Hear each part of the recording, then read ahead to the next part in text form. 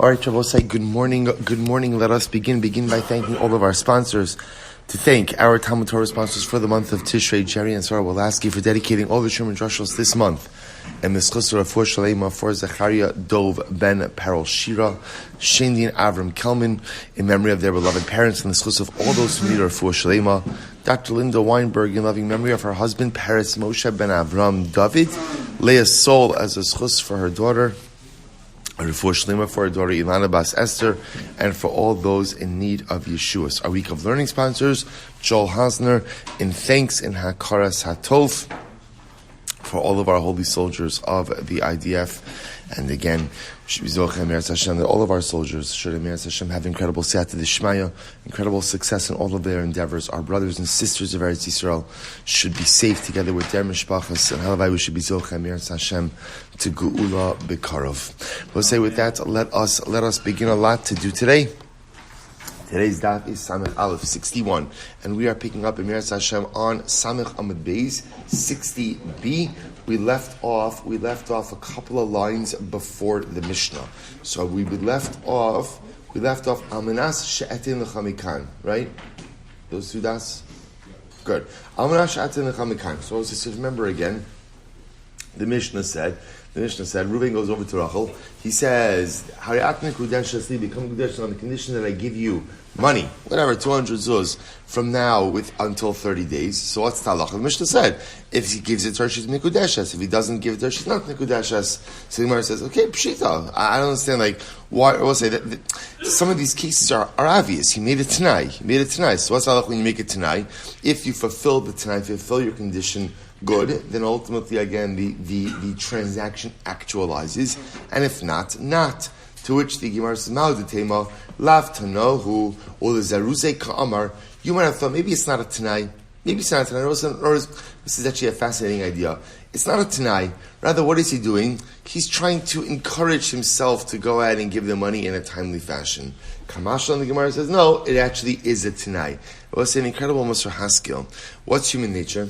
Human nature is that if you have something to accomplish and it doesn't have a deadline, 9 out of 10 times what happens? It doesn't get done. It's an incredible yesod. Just not even in our professional lives, in our personal lives as well. Just if something, all of us are busy, right? Baruch Hashem, we're running in so many different directions and doing so many different things. And sometimes things just get lost in the shuffle, not because they're unimportant, but just simply because they get eclipsed by something else. When you give yourself a deadline, you tell yourself, I'm going to accomplish X, and it's going to be accomplished by so-and-so time, l'zaruze nafshe. Sometimes what that does is that encourages you to get the job done and doesn't let it fall by the wayside of life. Okay, over here it happens, the Gemara says, no, that's not what his intention is. His intention, mamish, is to go ahead and create the natural tonight. Okay, good. Let's go weiter. Says the Gemara. Oh, I'm sorry. Good. So on the condition that I have 200 zuz, also remember again, what's the halacha? Reuven says to Rachel, Hariat Mikudesh, the condition that I have 200 zuz. What did the Mishnah say? If he has 200 zuz, then she's Mikudeshes. The Gemara so the inference from that is, if we don't know him to have 200 zuz, she's not Mikudeshes. So we'll say, but 1 second, why aren't we choshish? We'll say, first wide line, 60b. Why aren't we choshish that maybe he does have? In other words, maybe he does have money, we just don't know about it, right? Isn't that possible? I'm sorry. Right? Maybe he does have money. We just don't know about it. To which the Gemara says, furthermore, we learned chashinan shin yishlo. The Brisa actually says, that in these cases we have to be choshish that maybe he does have the money. To which the Gemara says, lokasha habi kiddushay vada habi kiddushay safek. We will say when the Mishnah says that Reuven goes over to Rachel, he says, become a kodesh just on the condition that I have 200 zuz. So the Mishnah essentially says, if we don't know that he has 200 zuz, then ultimately again she's not mekudeshes. What does it mean she's not mekudeshes? It's not a vadai kiddushin. When the Brisa says chashinan that he has 200 zuz, it means it's Safek Kiddushin. So we'll say, what comes out of it is something fascinating. When Reuven goes over to Rachel and he says to her, become a Kudeshes on the condition that I have 200 zuz. So we'll say, she is from that moment on Safek Mikudeshes. Now, again, if it turns out that he has money, then she's Vaday Mikudeshes, certainly Mikudeshes. But interestingly enough, there's always going to be the specter of Kiddushin hanging over her. It's always going to be Safek Mikudeshes, because maybe he has the money. We just don't know about it. Very interesting. Amanas she'erech masayim zuz. So we'll say, so again, halacha l'maisa Mishnah said, he says to become Mikudesh to me on the condition that I show you 200 zuz. So we'll say, so now again, let's say he takes her to the bank. He says, look, 200 zuz, right? So l'maisa, again, that's not what he means. We understand in that tonight that what is he referring to? He's referring to his own money. So Tana, lo niskavna ela liros mishalo. When she agrees to this, Rabbi says she's agreeing under the premise that he has 200 zuz. That's what she's agreeing to over here. Okay. Similarly, again, if he's a money changer, and he says to her, I'm going to show you 200 zuz. And he shows her 200 zuz. Where are the 200 zuz? Right on the table in front of him. That's not Mikudeshas. Why? Says the Gemara. Now, the Gemara says, Pshita. That's obvious. In other words, based on what we just said before, when he talks about money, when you talk about money in Kiddushin and showing her money in Kiddushin, how do we understand showing her money in Kiddushin? What does that mean that he's showing her money? His money. His money. So showing her someone else's money is obviously irrelevant. To which the Gemara says, no. Now, I'll say, the money changer case is an interesting one. Why is it interesting? Because the money changer case, when there's money on the table, we'll say, remember, how does the money changer make his money? How does he make his money? I guess he can make his money in a couple of different ways, but one of the ways he can make his money is he gets a chilik of every transaction. So therefore, technically speaking, when there's literally money on the table, right, so I'll say, who has a chilik in the money on the table? The shulchani. So he can show her 200 zuz. Is that 200 zuz his? No. But a chelik of that 200 zuz is, or maybe there is enough money on the table that combined all the money, there is 200 zuz worth of his profit embedded in that. So but that might be true, but that's not her das. Her das is, if you promise me that you have money, or you promise me to show me money, you're showing me your money. Exclusively your money. If you're not showing me your money, then the Tanai ultimately again has not been satisfied. Incredible, I will say. That's our Gemara. Mishnah.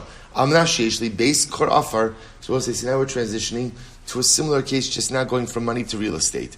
Reuven says, Tzurach, I'll become mikudesh to me on the condition that I have base kor. We'll say base kor. Base kor actually, it's funny. It doesn't actually refer to, let's say, area of land. What it actually refers to is the amount of land that can produce a certain amount of produce. So he says, on the condition that I have a base core, we'll say base core has 75,000 amos. I have a lot of land. That's 75,000 amos of land. So he says, becoming Mikudesh on the condition that I have a base core of land. So what does the Mishnah say? As long as he's got the land, she's Mikudeshes. So we'll say if he says to her, become Mikudesh on the condition that I have land in a particular place. Okay, so if he has it, she's Mikudeshes. Ve'im lav, ain't Mikudeshes. If he doesn't have it, she's not Mikudeshes. Amanas she'erech base kor offer. Interesting. Become Mikudeshes on the condition that I show you a base core of land. I'm going to show it to you. Harei zu Mikudeshes v'yir'ena. She's Mikudeshes as long as he shows it to her. And I will say now, just like the money cases, all of these are assuming that who owns the land? Who owns the land? Ruvain owns the land. Then her bebika in the Mikudeshes. So therefore I will say if he takes her to a large valley and shows her land and says, look at the land, right? That's not Mikudeshes, right? She's not interested in seeing land. She's interested in seeing Ruvain's land. Incredible. So it says the Gemara, V'neichosh shema yeshlo. Go back to the first case, right? So Reuben goes over to Rachel. He says, become Mikudeshes on the condition that I have a base core of land. So what did the Mishnah say? She's Mikudeshes as long as he has it. Which makes it sound from the Mishnah that if he doesn't have it, she's not Mikudeshes. But maybe we should be Choshesh that he does have it, and we just don't know about it. To which the Gemara says, furthermore we learned, Both say, in fact, the Brisa says that. The Brisa says you have to be choshesh that maybe somewhere, somehow, he does have land, and therefore, Allah Chalamaisa, she should be Safek Mikudeshes. To which the Gemara says, you're right, Lokashya, ha b'kiddushay vaday, ha b'kiddushay Safek. We'll say, you're right. The Mishnah is talking about Kiddushay vaday. We'll say, how do you establish a case of Kiddushay vaday, certain Kiddushin? By knowing with certainty that he has land. The Brisa says, however, when you make it tonight like this, Rachel is going to be mikudeshes misafek. Why?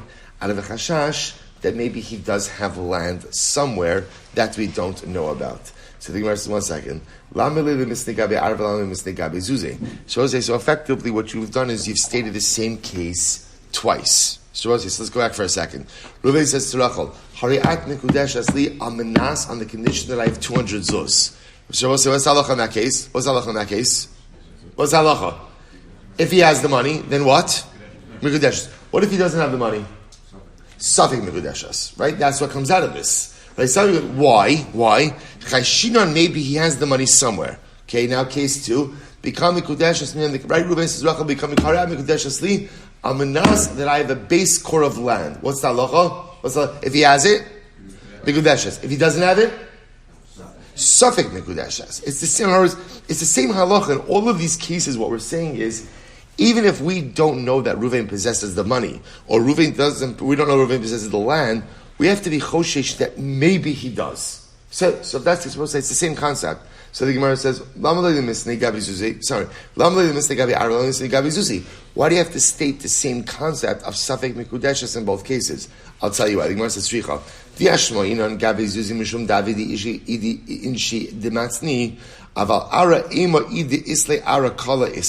Let's say, I would have thought like this. I understand why she's Safek mikudeshes in the case of money. Why, Rabbi say? People hide money. Right? They hide money, right? It's in the news now. Who's the senator from New Jersey? Menendez, right? Again, it's good to have spare cash at home, gold bars, right? It's good to have it. You never know, right? People do hide money. Land, you can't really hide. In other words, I would say people know about land ownership. They know about land ownership. So because of that, again, halacha l'ma'isa, I understand why Safek mikudeshes by the case of land. By the case of money, but by land, ultimately again, I would have thought that if he had it, we would know about it. Kamash malano. Kamash malano say even by land. Well, you see this. Sometimes you see this like when people, high-profile people, purchase real estate. Often they're purchasing it through companies, right? They're not necessarily purchasing it as individuals. So again, see, even land, it could be that halacha l'maisa, the person owns it, but ultimately, again, no one knew about it. All right, incredible. So what it says as follows: Almanas sheishli makom ploni miyishlo. So we'll say, so remembering in the Mishnah, it said on the condition that ultimately, again, I have land in a particular area. And so what's the halacha? If he has the land in the area, good. If not. So pshita. That's obvious. So ma'odetema, what would you have thought? Amar le, my nafkamina, ana tarachna u'maisina kamashna. Listen to this. So now Reuven says to Rachel, become mikudeshes in the condition that I have land, we'll call it in Beit Shemesh. Right? And then it turns out that he has land in the Galil. So he has land. So remember, what does the Mishnah say? If he doesn't have the land in Beit Shemesh, so then at the end of the day, she's not mikudeshes. So the Gemara says, what would you have thought? So it's obvious, he didn't fulfill the Tanai. So what would I have thought? I would have thought he could say to her, listen, what does it matter to you, Rachel, if the land is in Beit Shemesh or the land is in the Galil? At the end of the day, it's on me to transport the produce home and to take care of the business and take care of the agriculture. So it shouldn't really matter to you the location of the land. Kamash l'nabosai. A Tanai is a Tanai. And since he indicated to her that I have land in this particular spot, this particular place, if he doesn't satisfy the Tanai, then ultimately, again, she is not mikudeshes. I'm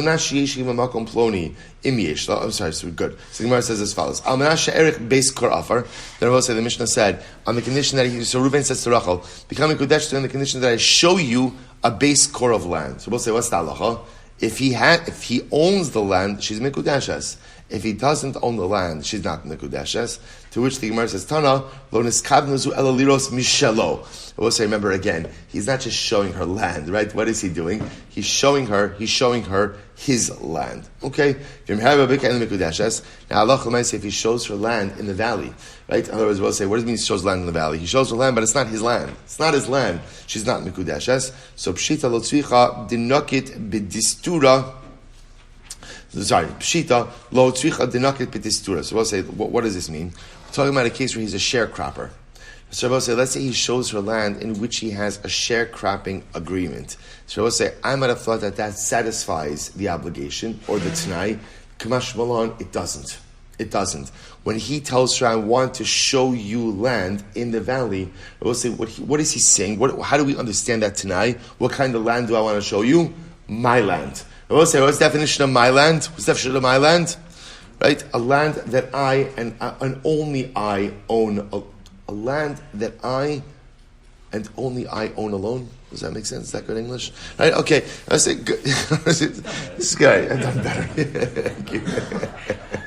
Good. Now you know what? Now I'm doubling down on that. Right? A land that I and only I own alone. Right? In other words, yes. Now it has a ring to it. So the nice again. So that Kamash Malon. Even though an aris, a sharecropper, owns a percentage. We'll say it's just like the Shulchani case that we saw before. He shows you the table of money. Maybe there is a combined 200 zuz, but that's not all his money. When he says, I'm going to show you my land, he means my land. So even if he has a sharecropping agreement, that's not enough. Good. So let's listen to this. Gabi hektish tan. I will say by hektish. So remember, by hektish means a person is going to be makadesh. A person is consecrating their land. So, for example, it says "Amakdish Sadeu." Now, interestingly enough, the case over here, the actual way this case is going to work out is actually not a case of a person consecrating his land. Rather, again, it's a person ultimately redeeming his Sdei Achuza, his ancestral land from Hekdish. So the ancestral land was consecrated. He's now redeeming that ultimately again from Hekdish. So Makadesh Sadeu. So Shabbos says, so a person consecrated his land, and now he wants to go ahead and redeem it. Shabbos says, so the way this works, well, let's see. He says over here, B'shas hayovel, during the yovel. Shabbos says, take a look at Rashi, which is B'shas hayovel, Bizman shayovel noeg, shekol sdei achuza pidyono shavem migzeres hakosov, achas yofeh v'achas ra'ah. Aval bizman she'ina yovel noeg. So we'll say the way this works is as follows. Halacha l'maisa. This when it says b'shas yovel doesn't mean during the yovel year. B'shas yovel means when the concept of yovel applies. So when the concept of yovel is in effect, ultimately again there is a process for redeeming ancestral land. The way that works, as we're going to see in just a moment, is no sin bezera chomer saorim. Chamishim shekel kesef. Shabbos says, so essentially, for every core, right? For every core, chomer is a core. For every core, ultimately again, of saorim, of barley, that the field has the ability to go ahead and produce, you pay 50 shekels. In other words, Shabbos say, interestingly enough, redemption of an ancestral field during the time when Yovel is in effect is based on the potential output of that field. So for every core, for every chomer, for every core, that ultimately, again, the field has the ability to produce, halacha l'maisa, that's 50 shekel. It's 50 shekel. That becomes the redemption amount. Fine. So I'll say, what's the halacha? Hayu nikaim amuki masar tfachim. So we'll say, so therefore what we do is, obviously, we look at the entire area of the land. So here's an interesting point. What if on the field there were nikaim amukim asar tfachim? Ditches, thank you, ditches, right? Ditches in the field that ultimately again go down 10 tefachim. So they extend down relatively deep, right? O slaim gavam asar tefachim. Or you have rocks, right? You have rocks or mounds that extend more than 10 tefachim.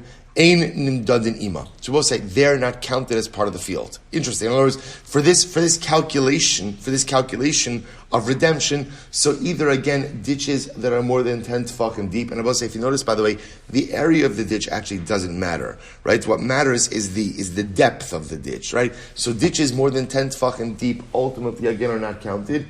And mounds more than 10 tefachim high are not counted. Pachos mikan nimdadinima. Less than that amount, they're counted together with the field. Interesting. So the Gemara says, "Va'avinaba." We asked, "Nihi devahadi ara lo kidshu."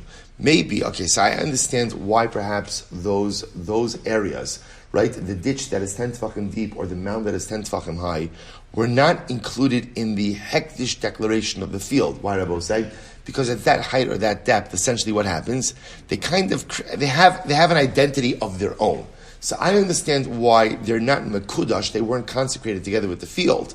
But however, again, the Gemara says, Nikdeshu ba'apei nafshayu.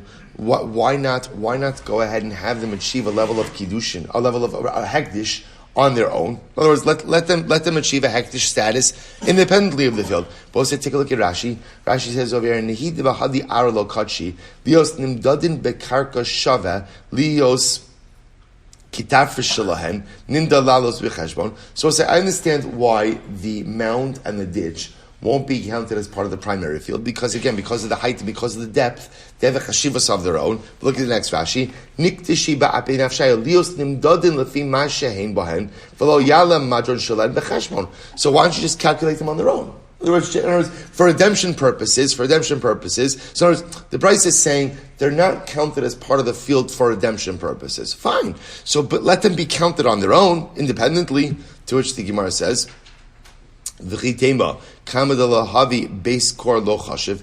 So maybe you'll say, well, one second. Maybe I will say an area less than a base core simply is not counted towards this redemption. Because remember, again, the redemption formula, Rabosai, is how much barley could a particular field create within a particular amount of land. So maybe if it's not a base core, it's not included in the calculation of redemption.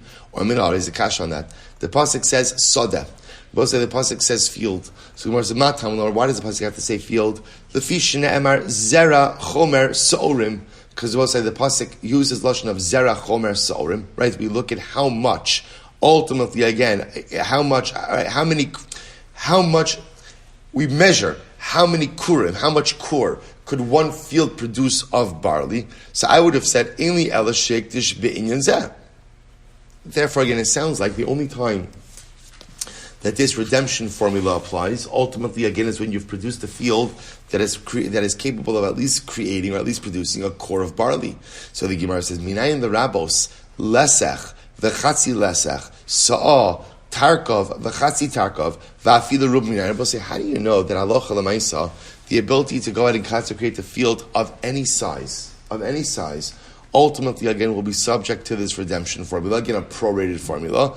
Talmud Lomar, Soda Mikol Makom. They also say the pasuk says Soda. What does Soda teach you?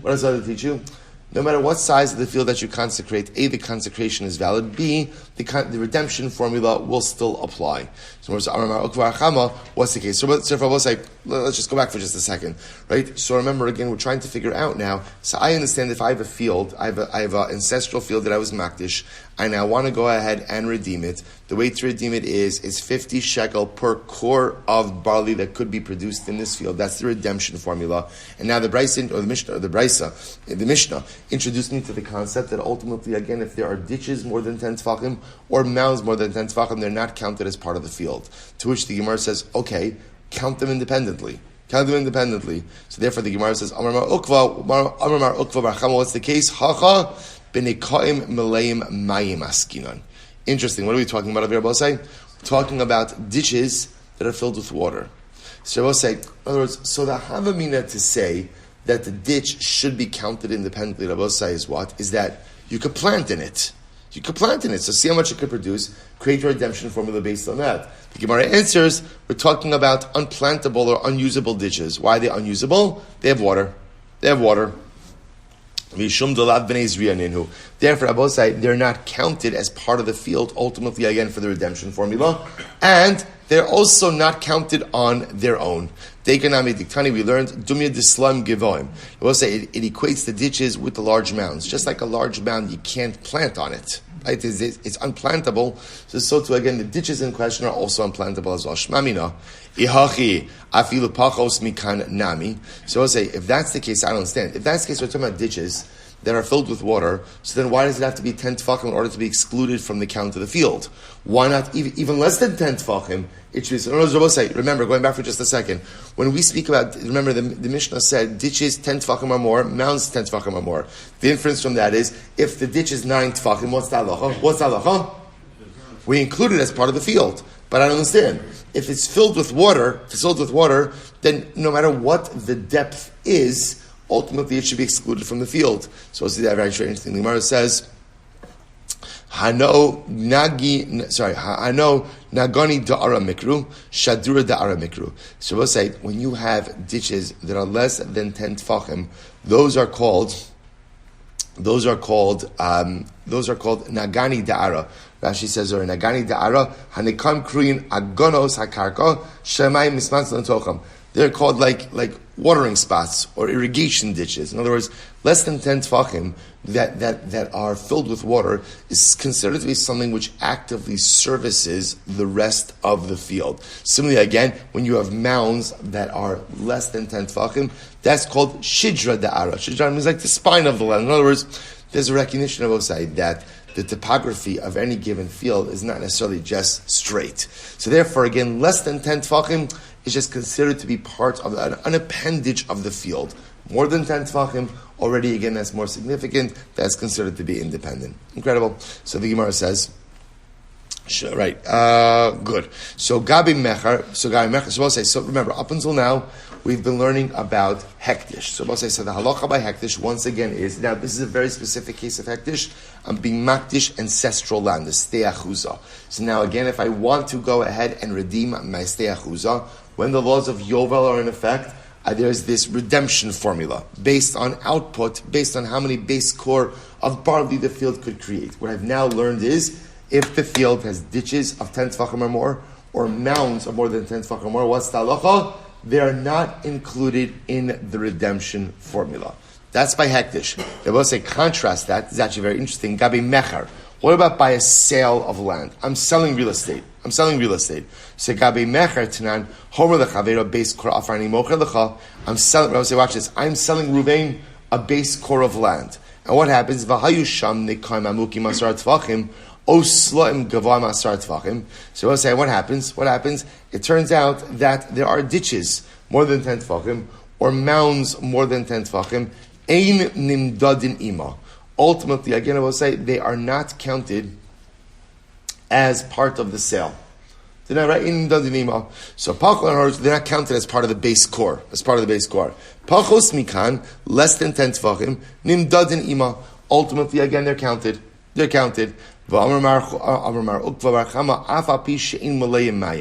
will say, interestingly enough, Mar Ukva said, even though what? In other words, they're not counted. So I will say, here's the chap. They're not counted as part of the field, even though they're not filled with water. Now, if they're not filled with water, I would have thought that technically they're fit to be planted. So therefore, yet they're still not included. My time, Amra Papa, the fish she'in adam wrote says she'itin es ma'osa b'sada achos, v'yir lo kishnayim ukishloshim makomos. Because in general, when a person purchases a field, he wants that field to have the appearance of just being one contiguous parcel of land. He doesn't want it to have the appearance, ultimately, again, of being chopped up by ditches or by mounds. So we'll say, so that's halacha by mecher. Hachamai. So we'll say, interestingly enough, so now we'll say, let's take a step back. So remember, how are we in this? Now, what about by Kiddushin? By Kiddushin, right? Reuven says to Rachel, Hariyat nekudesh asli, almanashi yeshli base core offer, right? On the condition that I have a base core of land. They're both saying, now what happens? Let's say in the field there are ditches that are more than 10 tefachim, or mounds that are more than 10 tefachim. Do those ditches or do those mounds count as part of the field or not? So Rabbi say, so what do we say? So the Gemara says, Hachamai, lehektish midamin Allah, or lemecher midamin Allah. Do we compare hektish ultimately again? Sorry, do we compare kiddushin to hektish? Rabbi say, remember again, in hektish, the ditches and the mounds are included, right? The only reason they were excluded in this case is why? Remember why? They're filled with water, right? But normally, again, they would be included. So ultimately, again, do we compare kiddushin to hektish? Or ultimately, again, do we compare kiddushin to mecher, to a sale? By a sale, we established ultimately, again, they're excluded. They're not counted. To which the Gemara says, Mistabra, lehektish min amin Allah. We'll say it appears that ultimately, again, we compare kiddushin ultimately to hektish. The Amrullah, Ana tarachna v'zarana umaisina. He says to her, no, we're going to include the ditches and include the mountains. Don't worry, it's on me. Or I'll get in there, and plant, or I'll get up there and plant. In other words, the tircha is on me. You don't have to worry about it. As long as there is a base core of plantable area, ultimately, again, that is enough. So therefore, I will say, halacha l'maisa, Again, I want to be clear on that. I'll say, so remember, just by the hektish case, the reason why the mounds and the ditches were excluded is because the way the Gemara set it up was the ditches were filled with water and therefore unplantable. The mashmos from that is if they were plantable, they would be included. So again, by hektish, ditches and mounds normally would be included. By mecher, by a sale, ditches and mounds won't be included. Where does Kiddushin fit in? Bottom line, Kiddushin fits in. Kiddushin is compared to hektish. And therefore, again, halacha l'maisa, they're included. And he could say to her, don't worry, it's a plantable area. The TORAH, the extra effort is on me. Incredible. We'll say Mishnah. We'll say now we come to a really fascinating sugya. Rabbi Meir Omer, call tonight. So we'll say, so up until this point in time, we've been focusing on tonight. Conditions, right? So all of these cases have been where Reuven is affecting Kiddushin with a Tanai, and we've just kind of been trying to figure out what is considered to be satisfaction of that Tanai. Now Rabbi says something a little bit different. So the Gemara says, the Mishnah says, Rabbi Meir Omer, Kol Tanai she'eno ki Tanai b'nei Gad b'nei Reuven, eno Tanai. Rabbi Meir says, any Tanai that is not like the Tanai of b'nei Gad and b'nei Reuven is not a Tanai. Now we'll say, what's the Tanai of Bnei Gad and Bnei Ruvain? So we'll say, remember again, this is where, let's take a look at Rashi. It's a little bit of a long Rashi, but it behooves us to take a look at it. Tanai Bnei Gad and Bnei Ruvain. Rashi says, V'afal pi shlon is kaimat Tanai. Now listen to this. Let me say this outside. The Tanai of Bnei Gad and Bnei Ruvain was as follows. If you have one of newer Gemara and you have the psukim on the side, so you could let's take a look at the pasuk. Vayomer Moshe aleim im ya'avru bnei Gad u'bnei Ruvain itchem es hayarden kol chalos l'milchama lefnei Hashem v'nichbe sha'aretz lefneihem u'nesatem es ha'aretz ha'gila la'achuzah. So we'll say, so Moshe Rabbeinu says, remember, bnei Gad and bnei Ruvain want to settle in the lands of Sichon and Og, quote unquote, on the other side of the Jordan. Moshe Rabbeinu says, if you go with your brothers to conquer Eretz Yisrael, if you go with your brothers ultimately again to conquer the land, right, then you could have your portion in the Transjordanian lands. They will say, fine, discussion over. But then Moshe did something very interesting. What did he do? He phrased the negative. And if you don't go with your brothers to conquer the land of Israel, you will not get your portion in the Transjordanian lands. So we'll say, so this becomes... Yeah, the next verse is lo yavru chalutzim itchem v'noachsu b'sochem ba'aretz Canaan. Right? If you don't go, so what's interesting to note is Moshe Rabbeinu felt compelled to phrase this both in the positive. If you do, then you could have, and if you don't do, you can't have. He phrased it tonight both in the positive as well as in the negative. So I will say, Rabbi Meir calls this. Rabbi Meir understands that what Moshe Rabbeinu was doing was creating the paradigm for a Tanai. Paradigm for it tonight is Bnei Gad and Bnei Ruvain.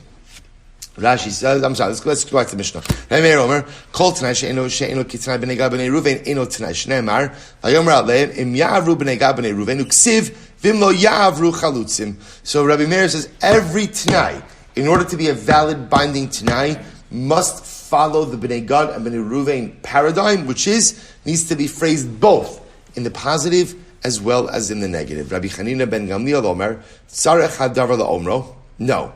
So also Rabbi Chanina ben Gamliel says, Moshe Rabbeinu is not creating a Tanai paradigm. He needed to convey something important. What did he need to convey? So the Gemara says, She'el malei ken yish b'masha shafilu be'eretz Canaan lo yinchlu. He said, I will say, here's the problem. If Moshe Rabbeinu would have just said that Bnei Gad Bnei Ruvain, if you don't go to battle, right? So remember, Moshe Rabbeinu says, if you go to battle, you'll get your portion.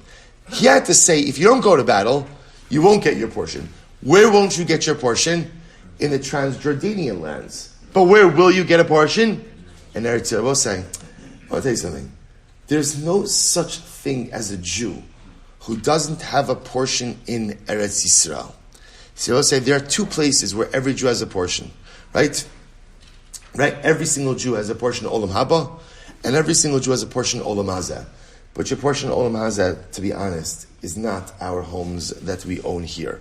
The portion of Olam Hazeh that we earn, that we have, that each of us are entitled to, is a piece of Eretz Yisrael. So therefore, this is incredible. So Rabbi Chanina ben Gamliel says, Moshe Rabbeinu had to phrase it in the negative as well, because the negative teaches me, Bnei Gad, Bnei Ruvain, if you don't comply, you won't get the Transjordanian lands, but you will still get a portion in Eretz Yisrael. So again, he says, Fine. So had he not stated it in the negative tells me if you don't lead the war effort, you won't get your heir in the Transjordanian lands, but you will still get your heir portion in Eretz Canaan and Eretz Yisrael as well. So both say, so therefore, fundamental machlokes Rabbi Meir and Rabbi Hanina ben Gamliel. That's Rabbi Meir says every single Tanai has to be doubled, has to be stated in the positive, has to be stated in the negative. And if it's not, then what? The Tanai is not binding. Rabbi Hanina ben Gamliel, and where does Rabbi Meir get this from? He understands that Moshe Rabbeinu was creating a paradigm for Tanai. Rabbi Hanina ben Gamliel says, no, he wasn't. Moshe Rabbeinu wasn't creating a paradigm, right? Rather, what was Moshe Rabbeinu doing? Moshe Rabbeinu was trying to convey to them, if you lead the battle, you'll get the lands you want. If you don't lead the battle, you won't get the lands you want, but of course you will still get a portion in Eretz Yisrael. Incredible. Says the Gemara, Shapir, coming to Rabbi Hanina ben Gamliel, Rabbi Meir, Rabbi Hanina ben Gamliel is saying good. In other words, he has a good time. He has a good response. Rabbi Meir. Rabbi Meir says, no. Lav l'tanai kafel hu da'asa lichtov ve'im lo yavru v'ne'achzu b'sochachem.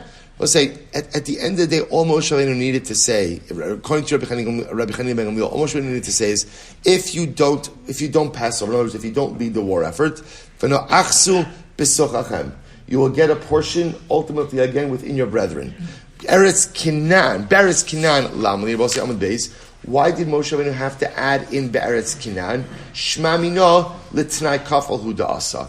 It will say ultimately again because Moshe Rabbeinu was coming to establish a Tanai kafel, a positive and a negative version of the same Tanai. Rabbi Hanina ben Gamliel Amar, Ilo kasev rachmana Beres Canaan, had the Torah not said, Moshe Rabbeinu not mentioned Eretz Canaan, hava minu v'no'achsu b'sochachem begilad, Eretz Gilad. I would have thought ultimately again, V'na'asa b'sochem means on the Transjordanian lands. Aval be'eretz Canaan klalo. But perhaps again, Bnei Gad Bnei Ruvain would forfeit their portion in Eretz Yisrael altogether. Rabbi Meir says, no. B'sochachem kol heicha de'islechu mashma. B'sochachem means within your brethren, and within your brethren ultimately means wherever Klal Yisrael is. Whereas Klal Yisrael is in Eretz Yisrael. Tanya, Rabbi Hanina ben Gamliel, Mashal Ma'adav. So what's Rabbi Hanina ben Gamliel says? He gives a mashal. It's an interesting mashal. He tries to prove a point from this mashal. He says the following: La'adam shayim mechalik nechasav lebanav. A man was dividing up his estate amongst his children. Amar Ploni b'ni yirash sada ploni. So he says, my first son should inherit a particular field. O Ploni b'ni yirash sada plonis. My second son should inherit a particular field. O Ploni b'ni yiting masayim zos v'yirash sada ploni. My third son, I want him to pay 200 zuz to the other brothers, and he'll inherit another field. And if he doesn't give the 200 zuz, then he'll just inherit alongside with his brothers with the rest of the estate. So the Gemara says, what causes him ultimately, again, if he fails to pay, what causes him to go ahead and inherit with the rest of his brothers in the estate? Kfelo garam lo, the doubling of the Tanai ultimately again caused him. In other words, so I will say, it's interesting, this isn't like a very compelling proof, because Rabbi Hanina ben Gamliel is just creating his own mashal that suits his shita. Right? So what he's saying ultimately over here, that Allah Lamaisa, that it's the doubling of the Tanai. Garam lo liyarash machav, shal kfelo garam lo, I v'halo damya, so halo damya mashal masnisin, but the mashal doesn't fit with the Mishnah. Hasam katani yesh b'mashma shafilu be'eretz Canaan lo yimchalu. So we'll say again, you inferred from the Mishnah that if Bnei Gad Bnei Ruvain wouldn't fight, then what? They wouldn't even inherit in Eretz Yisrael. Alma kfeila le'eretz Gilad nami mahani. So the doubling of the Tanai would work for Eretz Gilad as well. V'achi katani mi garam lo l'yeresh shimachav. Here you're saying what caused him to inherit with his brothers? B'shar nechasim kfeila garam lo. Alma kfeila l'shar nechasim hu dekamahani. But you're saying over here in the case of the mashal that so say in the Mishnah it sounds like the doubling would allow him ultimately again to inherit in Eretz Yisrael, not Gilad. Here I will say in the mashal sounds like ultimately again the kfeila, the doubling of the Tanai, would allow him to inherit with his brothers with the rest of the portion. To which the Lokasha Hami Kamei Denema Le Rabbi Meir V'Na'achsu Halabasar Denema Le Rabbi Meir V'Na'achsu. So the Mishnah is talking about before Rabbi Meir made his previous drasha of an achsu. Here he's talking about after he made the drasha of an achsu. Okay, so we'll say, so bottom line, out of all this, we have a fundamental machlokes. The fundamental machlokes is, when Moshe Rabbeinu made the double Tanai, also when you say double Tanai is phrasing the Tanai, the condition, in the positive and in the negative, right? Ultimately, again, Moshe Rabbeinu did that with Bnei Gad and Bnei Reuven. Bnei Gad, Bnei Reuven. If you lead the military campaign in Eretz Yisrael, you can have the Transjordanian lands. If you don't lead the military campaign, you don't get the Transjordanian lands. So we'll say, Rabbi Meir says, Moshe Rabbeinu, you're creating a paradigm. Creating a paradigm. Right? Rabbi Chanina ben Gamliel, he's not creating a paradigm. Not at all creating a paradigm. So why did he double it? Why did he double it? He was doubling it because, remember again, especially the negative part of the Tanai, shows Bnei Gad and Bnei Reuven, if you don't lead the military campaign, you don't get the lands that you want. But what? You still, of course, will get a portion in Eretz Yisrael. So that's the Shaila. Has Moshe Rabbeinu created a paradigm? I will say, it's such a Musar Haskell. When great people do things, Rabbi saying, sometimes people look at their actions and they're like, oh, that's a paradigm. I will say this is very important to go ahead and be mindful of. Because I will say all of us are great leaders in some capacity. Maybe it's in our family, or maybe it's in our community, or maybe it's in our place of work, but all of us generally in some sphere of life have people who look to us. And it's important to understand that sometimes people will look at our actions and they'll say, oh, if so-and-so is acting that way, that must be a paradigmatic form of behavior. And how often, especially again in the context of children, that children could see, right? For a child, a parent is the leader. For a child, parent is their Moshe Rabbeinu. So if my parent is doing it this way, this must be the paradigmatic form of behavior. And let's say how careful we have to be with that to hopefully try to set the right paradigms for anyone who is looking to us for leadership. An awesome responsibility, but one in which we are obligated to bear. Incredible. So we'll say you have Rabbi Meir saying Moshe Rabbeinu created the paradigm. Rabbi Chanina ben Gamliel said no, he didn't. So we'll say, so now we're to come to some interesting cases. In the remaining time that we have, some really very interesting cases. So we'll say, let's go. So Bishlam Rabbi Meir, Hainu Dichsiv. We'll say this is wild. Im Seitiv Seis. We'll say this week's parsha. This is Kain and Hevel. Kain and Hevel. So remember again, it's incredible. The timing of this is absolutely incredible. So I'll say, I want to point out, remember, Bnei Gad and Bnei Reuven, I'll say, what is that talking about? It's about war in Eretz Yisrael. War in Eretz Yisrael. So the Mishnah teaching about war in Eretz Yisrael. Gemara is now bringing down again this week's parsha. Incredible. So I'll say, so what is a pasuk? So remember, just to give you context, that what happens if, so Cain was upset. 1 second, I lost the Gemara. Good. Seitiv says. Remember again, Cain is upset because his carbon wasn't accepted. So HaKadosh Baruch Hu says to him, "Don't be sad, right? Halo im seitiv says. If you improve yourself, teitiv, right? Seitiv, right? You make yourself better. Says you'll be lifted up. Vim lo seitiv. That is incredible. HaKadosh Baruch Hu says to Cain, if you don't improve yourself, lepesach chatas roveitz. Then ultimately, again, you will find yourself at this threshold of sin. So I'll say it is interesting that the Rebbeinu Shalom says to Cain both in the positive and in the negative. So the Gemara says, listen to this. So the Gemara says, Bishlam Rabbi Meir, Hainu Dichsev, Seitiv says, Lo Seitiv, Lechazachadas Roveis. So according to Rabbi Meir, it's credible. According to Rabbi Meir, even the Ribono Shel Olam uses a Tanai Kafel, right? Now we'll say not true. This is in Bereshis. This is before Matan Torah. You can't learn halacha from this, but what you can learn is what? Precedent. You can learn precedent. So you see that even the Ribono Shel Olam, when communicating with Cain, if you get shefela, if you get your act together, you're going to be great. If you don't get your act together, you're standing at the threshold of sin. Rabbi Chanina, Lamali, according to Rabbi Chanina, who says you don't need a Tanai Kafel. So why did HaKadosh Baruch Hu say both in the positive and the negative? Because you would have thought Imseitiv Igra. We'll say, it's interesting. Sometimes also the way we look at life is, I would have thought when HaKadosh Baruch Hu says Imseitiv says, if you improve yourself, then there'll be reward. And if you don't improve yourself, in lo seitiv, lo sigra v'lo dina. I'll say, I might have thought maybe the formula for life is like this. If you do good, right? Im seitiv, if you improve yourself, there's reward. And I will say, if you don't improve yourself, then what? Parif. There's no reward and there's no punishment. Kamashlan Rabbi say, failure to improve oneself. The result of that, lepesach chatas roveis. Rabbi say, if I'm not moving up, I'm only moving down. That's the way life works. There is no way to remain stationary in life. Im Seitiv, I'll say such an incredible Musar Haskell. Im Seitiv, if I improve myself, so I'm lifted up. V'mo Seitiv, if I don't improve myself, I don't improve myself, right? I don't do anything to lift myself up, then halacha l'maisa, not staying stationary, but ultimately, again, I'm only going down. Only going down. Incredible. I will say, what a Musar Haskell for life. There is no treading water in the sea of Ruchnius. If I'm treading, I'm drowning. If I'm treading, I'm drowning. I'm either moving up or I'm moving down. Incredible. So we'll say, listen to this. Next parasha is Chai Sora. Chai is incredible. We'll say Chai Sora. This is by when Avraham Avinu dispatches Eliezer to go find a wife for Yitzchak. So what does the pasuk say?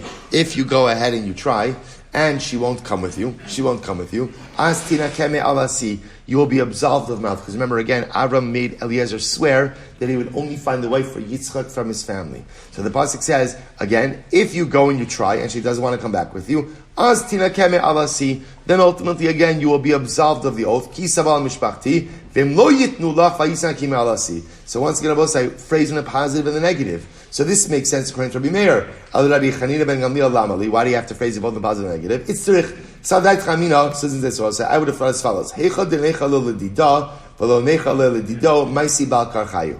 Otherwise, I would have thought like this: maybe Avraham was telling Eliezer, listen, as long as the girl wants to come, even if her family doesn't want to come, just bring her even against their will. Kamash malon im lo savaisha. So kamash malon no. Im lo savaisha lamali. So why does Pasuk have to say if the woman doesn't want, if the girl doesn't want? Itzrich sadait chamina hecha denecha lelidido v'lo necha lelidido nesa bakarcha. I would have thought halacha l'maisa. Maybe if the family was willing, but the girl wasn't willing, still bring her against her will. Kamash malon no. So what Avraham Avinu was saying was as follows: the positive and the negative, the doubling of the oath, Rabbi say, are there to teach us what Avraham Avinu was saying to Eliezer.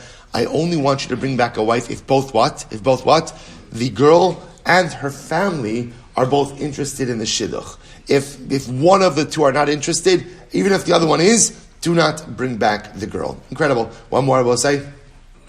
One more. Is incredible. So also remember, Parshas B'chu Kosai. What does the parasha say? Parasha says, if you walk in the ways of my statutes, Chashon Baruch Hu says, you will receive reward. And then it says, if you despise my Torah, you'll be punished. So I will say, once again, freezing it in the positive and the negative. Why do I need both? So both say, according to Rabbi Meir, this makes sense. You need both the positive and the negative. Who doesn't require tonight kafel? Let it just say in the positive. We'll say, let it just say, if you walk in the ways of my Torah, you'll receive reward. And I can understand that. If I don't walk in the ways of Torah, then chas v'shalom be punished. It's trich. We'll say, here we go.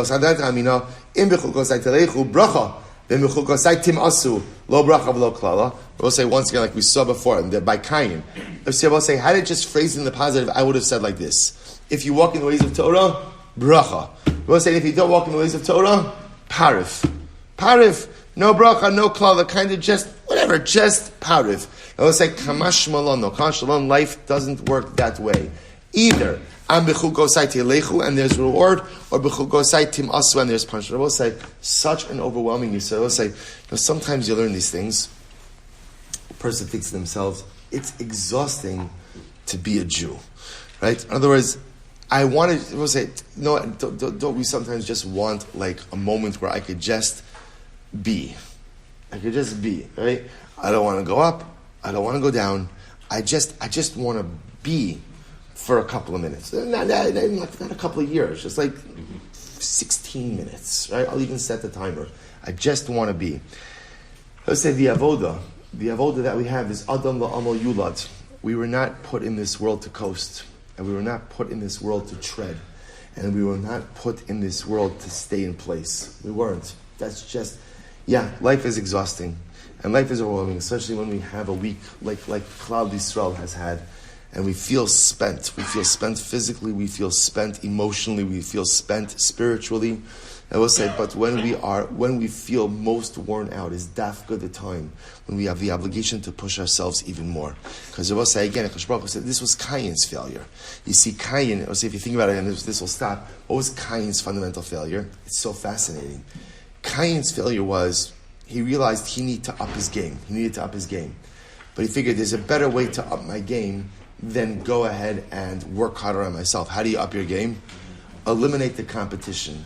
Right? So just take out my brother. And if I take out my brother, I'm the only guy left, and therefore by definition, I'm doing great. What Cain didn't realize, I will say, is that ruchnius is not relative. Ruchnius is not relative. In other words, my spiritual success is not relative to yours. Well, I'm doing much. You see that guy? Like, I'm doing so much more than that guy. Right? So I'm doing great. I will say, there's always someone that you are doing better than in the realm of ruchnius. And then there's always a whole segment of Klal Yisrael that you're doing much less than. Ruchnius is not relative. Like, at the end of the day, each of us has the obligation to push ourselves and push ourselves and push ourselves. And when we think that we can't push ourselves anymore, I push myself just a little bit more. Not even a lot more, just a little bit more. If I'm not going up, by definition, I'm not going down. And especially in these incredibly difficult times for Klal Yisrael, I will say, where sometimes we feel so powerless, we're not powerless at all. We are so dramatically and amazingly powerful, especially in the world of Ruchnius. And if we now recognize these lessons, if we just take the opportunity when we're most fatigued and most burnt out and most tired, just to give ourselves one more little nudge. We'll say that one more little nudge, that's where Kiddusha is. Kiddusha is not found in comfort. Kiddusha is found in that little moment of discomfort when I push myself a little bit more. We'll each be zochem Meretz Hashem to find our bechugosai telechu. We'll each be zochem Meretz Hashem to find our imsative seis and halavai. Where we find Kiddusha, that's where Meretz Hashem we can do the most for our brothers and sisters. We'll say Shkoyach and Good Shabbos.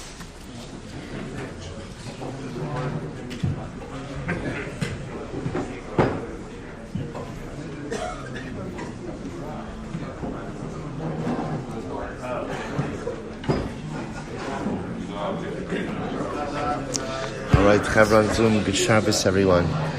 Michael, Richard, Ira, Mark, great to see you. All right, we'll say a good Shabbos, Hatzlacha and safety to all of you and your families.